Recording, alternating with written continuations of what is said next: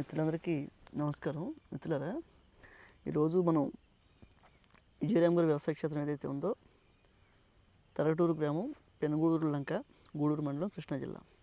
ఇక్కడికి ఈరోజు రావడం, మన మిత్రుడు ప్రవీణ్ గారిని కలవడం చాలా సంతోషం. ప్రవీణ్ గారు మన సోషల్ మీడియాలో ప్రతిరోజు మనల్ని గమనిస్తూ ఉంటారు. ప్రవీణ్ గారు నమస్తే. నమస్తే అండి. ఎలా ఉన్నారు? చాలా బాగున్నా గురుగారు. ఈ రోజున ఈ పౌర్ణమి వెన్నెల గురించి మన ప్రవీణ్ గారి మాటల్లో. ఇది మాఘ పౌర్ణమి అండి. మాఘ పౌర్ణమి చంద్రుడిని ఇప్పుడు చంద్రుడు ఏం చేస్తారంటే ప్రతి నెల ఒక్కొక్క మెడిసినల్ వాల్యూస్ రిలీజ్ చేస్తాడు. ఇప్పుడు ఈ మాఘ పౌర్ణమి విశిష్టత ఏంటంటే మనకు సంతానం, మంచి సంతానం ఉత్పత్తి, మంచి సంతానం కొరకు అసలు సంతానమే లేని వాళ్ళకు కూడా ఒక మెడిసినల్ వాల్యూస్ అది భూమికి వదులుతాడనమాట. అయితే దురదృష్టవశాత్తు ఏమవుతుందంటే మనం నగరాలల్లో చంద్రుడిని ఆస్వాదిస్తలేం. మనం చంద్రుడు ప్రతి నెల ఏదో ఒక మెడిసినల్ వాల్యూస్ రిలీజ్ చేస్తాడు. అది మనం తీసుకోకుండా 4 గోడల మధ్యలో మనం ఒక బందీగా ఉంటున్నాము.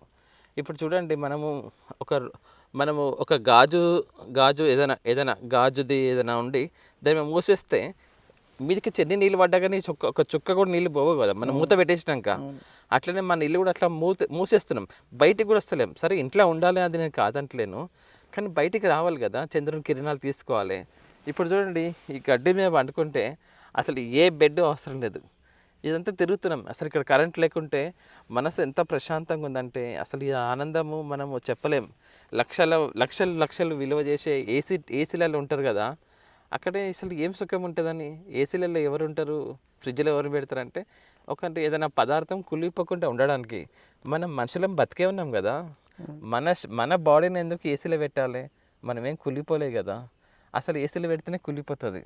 ఇప్పుడు చూడండి, చంద్రుడి నుంచి ఆస్వాదిస్తున్నాను, మంచి చక్కటి గాలి వస్తుంది.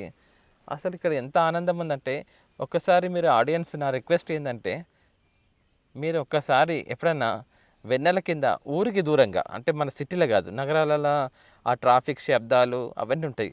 ఇక్కడ అసలు ఏ శబ్దం లేదండి. ఒక పక్షుల శబ్దాలు అక్కడక్కడ వినిపిస్తున్నాయి, అది కూడా చెవులకు ఇంపుగా ఉందన్నమాట.